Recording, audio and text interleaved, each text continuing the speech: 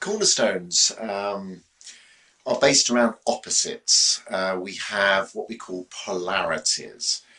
Polarities have electrical charge, positive and minus. Let's give you an example. Somebody who really loves something will generally hate its opposite. So people that very much love honesty will dislike and hate dishonesty. Now, as we all know, there are people that love dishonesty and they will probably hate honesty. So it's about opposites. If we really, really love something, it's because we're getting away from its opposite. We don't like its opposite. And recognizing the opposites is a great way of healing. And what we do is we balance the opposites. We balance what we hate to what we love, and we create a neutrality between the two.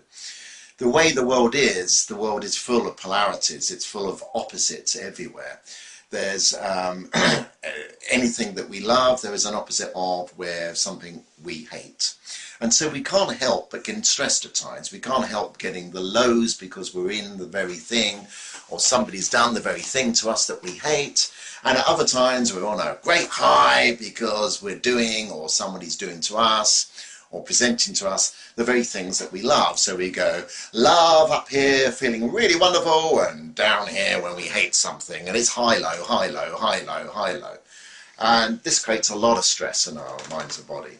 Of course, everybody likes the highs, but if we only had highs, we wouldn't feel high because we'd had nothing to compare it to. So balancing the hate and the love is a real cornerstone in RRR. What does this do? It gives us neutrality. What is neutrality?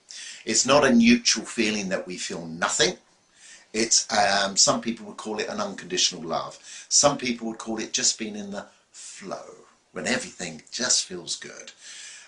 We can feel good around people being dishonest. It doesn't mean we'll become dishonest, but we don't get stressed ourselves, because the stress doesn't actually resolve the issue of the dishonesty. The stress doesn't prevent the dishonesty.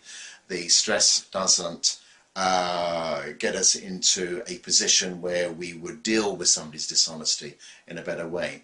When we're in a state of neutrality, we're less uptight, we'll be more aware around us, and in a better state of flow, in a better state of health. If we love dishonesty, then we will find, if we love honesty, we will find that we will start attracting people in our lives that maybe have been dishonest, or events in our lives, because we hate it.